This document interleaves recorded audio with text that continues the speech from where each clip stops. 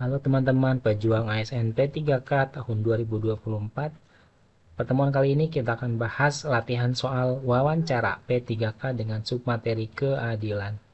Soal ini disiapkan untuk P3K guru, tenaga kesehatan, dan tenaga teknis berdasarkan kisi-kisi terbaru yaitu Kepmen Pan RB nomor 347 tahun 2024. Terdapat 5 kisi-kisi materi wawancara P3K, yaitu kejujuran, komitmen, keadilan, etika, dan kepatuhan. Kita fokus pada yang ketiga, yaitu keadilan pada bahasan kali ini. Jangan lupa like dan subscribe channel ini, teman-teman. Nomor 1. Bagaimana saya sebagai ketua tim menangani situasi di mana salah satu anggota tim merasa diperlakukan tidak adil dalam pembagian tugas? A. Tidak mengambil tindakan karena saya merasa pembagian tugas sudah adil.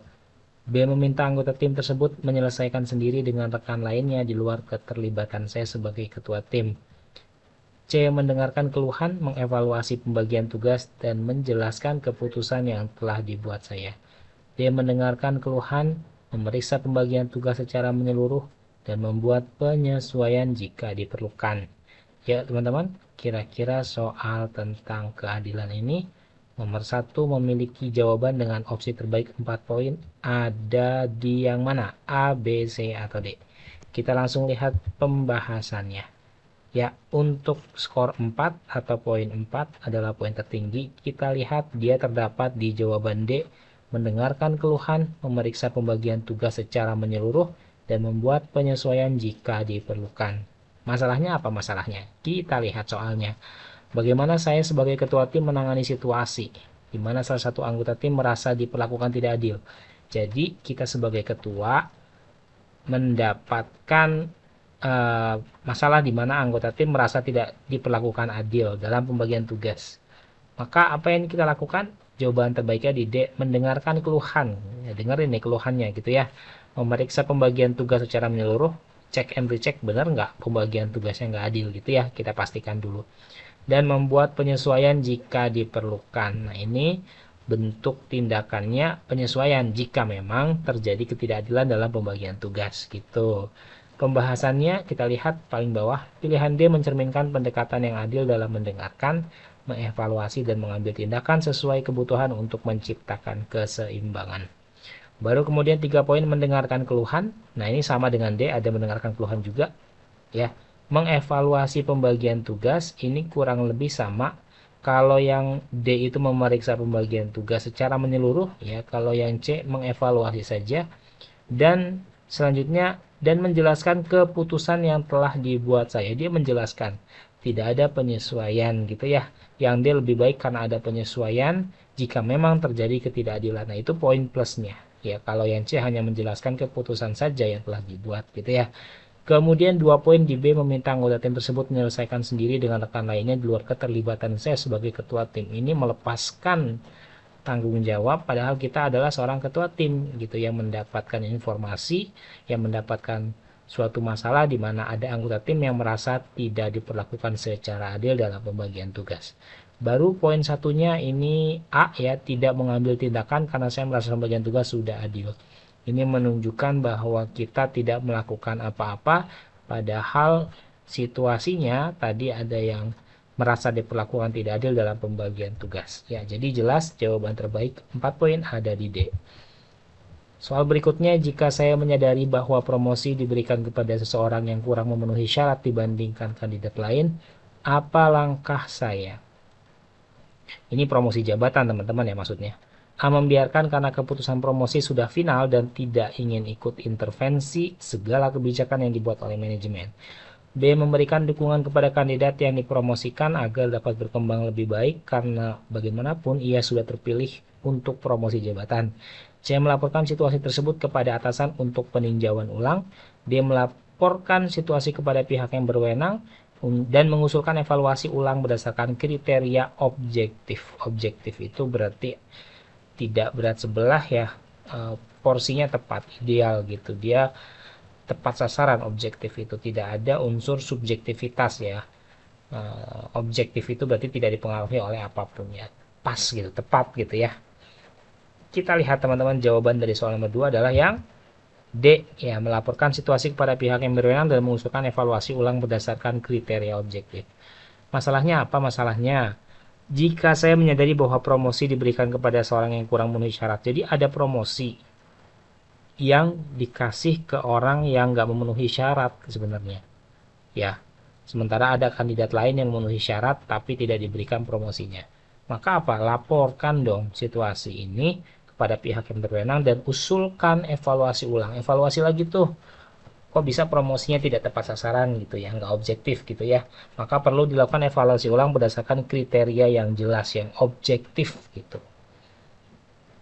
Baru kita lihat pembahasannya, pilihan D mencerminkan komitmen terhadap keadilan. Nah, keadilan teman-teman. Dengan berani menyuarakan ketidakadilan dan mengusulkan solusi yang sesuai. Ya, ketika ada ketidakadilan, kita berani menyuarakan itu gitu ya. Dan usulkan solusi, jangan lupa. Baru kemudian 3 poin, ada di C, melaporkan situasi tersebut kepada atasan untuk peninjauan ulang. C hanya lapor, tapi kalau yang D, ada usulan evaluasi ulang. Nah, ini poin lebihnya di D itu ada usulan, ada solusi yang disampaikan, yang diusulkan gitu ya. Baru kemudian B 2 poin, memberi dukungan kepada kandidat yang dipromosikan agar dapat berkembang lebih baik. Bagaimana kita bisa kasih dukungan ke kandidat yang promosinya sebetulnya nggak memenuhi syarat gitu. Padahal ada kandidat lain yang lebih memenuhi syarat. A. Membiarkan karena keputusan promosi sudah final dan tidak ingin ikut intervensi segala kebijakan yang dibuat oleh manajemen. Ini sebetulnya intervensi itu ada plus minusnya. Ketika ini kondisinya kita menyadari ada promosi yang tidak objektif ya, karena ada kandidat yang tidak memenuhi syarat, maka kita boleh sih menyampaikan usulan, bukan dalam maksud intervensi, tetapi bagaimana caranya kita mengupayakan keadilan terjadi di dalam lingkungan kerja kita. Kalau memang promosi jabatan itu harus diberikan, maka diberikan kepada orang yang tepat harusnya ya, bukan kepada orang yang tidak memenuhi syarat. Seperti itu teman-teman. Jadi jelas jawabannya yang D. Soal nomor 3, bagaimana saya sebagai ketua tim memastikan pembagian bonus kepada anggota tim dilakukan secara adil. Nah, ini bonus nih. A. Membagi bonus berdasarkan kontribusi dengan melakukan transparansi kriteria kepada tim. B. Melibatkan tim dalam menentukan kriteria pembagian bonus dan menerapkan transparansi. C. Membagi bonus secara merata kepada semua anggota tim. D. Membagi bonus berdasarkan penilaian saya tanpa berkonsultasi dengan tim. Yuk teman-teman. Seolah-olah nih jawabannya betul semua ya teman-teman ya. Kita lihat jawaban terbaik dari soal yang ini adalah yang B. Melibatkan tim dalam menentukan kriteria pembagian bonus dan menerapkan transparansi. Masalahnya apa masalahnya? Bagaimana saya sebagai ketua tim? Oh, jadi kita ini ketua tim ingin memastikan pembagian bonus kepada anggota tim dilakukan secara adil. Biar bagi-bagi bonusnya itu adil, tepat sasaran gitu ya. Jangan sampai nggak adil gitu. Maka apa? Libatkan tim. Nah, ini unsur pelibatan, unsur partisipasi gitu ya. Unsur kolaborasi. Jangan mentang-mentang sebagai ketua tim kita yang semena-mena membagi. Ya, maka butuh peran dari anggota tim. Ini pelibatan tim nih dalam menentukan kriteria pembagian bonus. Ini yang penting. Kriterianya apa? Yang kerjanya paling lama, yang kontribusinya paling besar, atau seperti apa? Nah, ini kan perlu diperjelas kriteria pembagian bonusnya. Nah, libatkan tim untuk menentukan itu. Dan menerapkan transparansi. Nah, setelah dibagikan ada laporannya gitu ya. Tidak ada unsur sembunyi-sembunyi dalam pembagian bonus. Ini yang paling bagus. Pembahasannya pilihan B mencerminkan keadilan karena melibatkan partisipasi tim dan transparansi dalam pengambilan keputusan. Baru kemudian 3 poin ada di A, membagi bonus berdasarkan kontribusi dengan melakukan transparansi kriteria kepada tim. Tetapi A ini tidak ada pelibatan ya teman-teman. Yang B lebihnya adalah adanya pelibatan. Ini ya bagus nih yang B. Kemudian D, membagi bonus berdasarkan penilaian saya tanpa berkonsultasi dengan tim. Ini terkesan otoritarian ya, otoriter ya. C, membagi bonus secara merata kepada semua anggota tim. Dibagi secara merata kepada semua anggota tim. Merata itu sama jumlahnya atau gimana? Itu juga nanti kurang ideal ya. Keadilan itu ada 2 jenis, keadilan distributif dan keadilan komutatif. Kalau komutatif itu dibagi rata ya, punya anak 3 Satu SD, satu SMP, satu SMA, aku bagi rata semuanya 10.000. Itu namanya keadilan komutatif. Sedangkan keadilan distributif itu aku bedakan. Yang SD aku kasih 5.000, SMP aku kasih 15.000, yang SMA aku kasih 30.000. Itu adil juga, tetapi disesuaikan dengan kondisinya, proporsionalitas. Nah, itu teori keadilan menurut Aristoteles gitu ya. Jadi dibagi merata itu adil nggak yang C ini? Nah, belum tentu juga ya. Kadang ada orang yang kerjanya lebih berat, tanggung jawab lebih besar, maka potensi dia dikasih lebih besar itu ada gitu ya, dibandingkan yang kerjanya mungkin lebih sedikit gitu ya, atau tidak berkaitan langsung dengan pekerjaan atau proyeknya. Gitu, teman-teman. Maka jawaban terbaik ada di B. Melibatkan tim dalam menentukan kriteria pembagian bonus dan menerapkan transparansi atau keterbukaan. Soal 4. Seorang anggota tim yang biasanya bekerja dengan baik tiba-tiba menunjukkan performa buruk. Apa yang saya lakukan sebagai ketua tim? A. Memberikan sanksi langsung karena performanya tidak sesuai harapan. Dia membiarkannya sampai ia bisa memperbaiki sendiri karena bagian dari profesionalitas kerja. C. Memberikan peringatan kepada anggota tim dan menanyakan alasan performa buruknya. D. Mendiskusikan untuk memahami penyebabnya dan menawarkan dukungan. Yuk teman-teman, yang mana jawaban terbaiknya? Kita lihat pembahasannya. Jawaban terbaik ada di D, mendiskusikan untuk memahami penyebabnya dan menawarkan dukungan. Masalahnya apa masalahnya? Nah, ini anggota tim yang biasanya bekerja dengan baik, tiba-tiba underperform ya. Performanya jatuh nih, buruk nih. Yang saya lakukan apa? D, diskusi untuk memahami penyebabnya. Kita tanya dong, diskusi dong, dialog dong sama si anggota tim. Kenapa terjadi penurunan performa gitu ya? Dan jika dibutuhkan, tawarkan dukungan. Ayo dukung, semangat gitu ya. Jangan kasih kendor.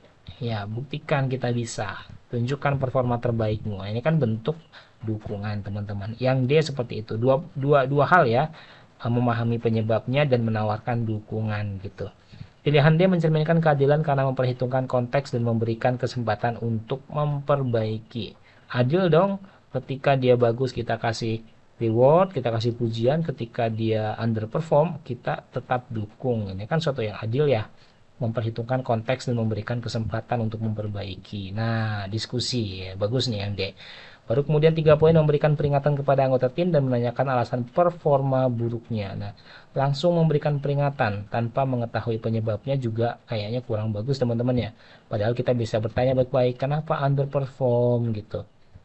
Nah, baru tawarkan dukungan. Nah, itu positifnya yang D. Jadi C kalah dengan yang D. Baru 2 poin, membiarkan sampai ia memperbaiki sendiri karena bagian betul itu profesionalitas, tetapi mengapa kita tidak bantu sebagai bentuk empati kita? Mengapa kita tidak tanyakan? Kan atasan yang baik itu, ketua tim yang baik itu tahu ya permasalahan yang ada di bawahnya. Maka kita bisa menanyakan, berdialog, berdiskusi untuk mengetahui apa penyebabnya gitu ya. Karena mau nggak mau pekerjaan bawahan akan berdampak pada proyek secara umum, akan berdampak kepada pekerjaan tim gitu ya. Maka kita harus selesaikan satu permasalahan untuk mendapatkan hasil maksimal dari berbagai pekerjaan tim. A. Memberikan sanksi langsung. Wah, ini juga kayaknya langsung punishment gitu ya, kurang pas juga nih. Soal 5, saya menyadari bahwa ada peraturan yang diterapkan secara tidak konsisten di tim saya. Misalnya beberapa anggota mendapatkan izin kerja fleksibel sementara yang lain tidak. Bagaimana saya sebagai ketua tim menyeimbangkan situasi ini? A. Mengevaluasi kebutuhan masing-masing anggota dan menetapkan aturan yang transparan. B. Melibatkan tim untuk mendiskusikan dan menyepakati aturan baru yang lebih adil. C. Membiarkan situasi berjalan karena sudah menjadi kebiasaan dan tidak perlu merubah kondisi apapun. D. Menghentikan seluruh izin kerja fleksibel agar semuanya sama. Yuk teman-teman, kita lihat jawabannya. Jawaban terbaik ada di B, kemudian A 3 poin, kemudian D 2 poin, dan C 1 poin. Masalahnya apa masalahnya? Masalahnya adalah saya menyadari ada peraturan yang nggak konsisten. Nah, misalnya ada anggota yang mendapatkan izin kerja fleksibel, tapi yang lain enggak gitu ya. Sebagai ketua tim, bagaimana menyeimbangkan? Nah, libatkan tim untuk diskusikan. Lagi-lagi unsur kolaborasi, lagi-lagi unsur pelibatan gitu teman-teman ya. Libatkan, ajak diskusi, ajak dialog biar kita tahu nih gitu. Apa yang sebenarnya terjadi, apa yang diharapkan oleh bawahan, bagaimana kondisi yang ada. Ini kan butuh diskusi, butuh dialog ya. Dan sepakati aturan baru yang lebih adil. Nah, ini pelibatan ini hal yang bagus teman-teman. Karena bisa saja kita menetapkan sendiri, memutuskan kebijakan sendiri. Tetapi dengan adanya pelibatan, orang akan merasa bahwa dirinya harus secara sadar mematuhi aturan yang telah dibuatnya gitu, ketimbang dia langsung menerima aturan yang sudah jadi gitu tanpa pelibatan gitu ya. Yang B paling bagus. Baru kemudian A mengevaluasi kebutuhan masing-masing anggota dan menetapkan aturan yang transparan. Ini bagus juga, tetapi unsur pelibatannya tidak ada di A ini. Kemudian D menghentikan seluruh izin fleksibel, izin kerja fleksibel agar semuanya sama. Ini bagus juga. Opsi terakhir tapi ya, kita bisa dong baik-baik dulu, diskusi dulu, bikin aturan yang baik gitu ya. Maka B tetap lebih unggul. C membiarkan situasi berjalan karena sudah menjadi kebiasaan dan tidak perlu merubah kondisi apapun. Ini terkesan membiarkan, ini terkesan mengabaikan ya, tidak mencari solusi atas permasalahan. Maka kurang baik juga. Pembahasannya pilihan B menunjukkan keadilan dan inklusivitas dengan memastikan aturan disepakati bersama dan diterapkan secara konsisten. Kesuksesan bukanlah milik mereka yang tinggal diam di rumah dan tidak melakukan apa-apa. Selamat berjuang, jangan lupa like dan subscribe, tunggu video berikutnya tentang soal-soal P3K.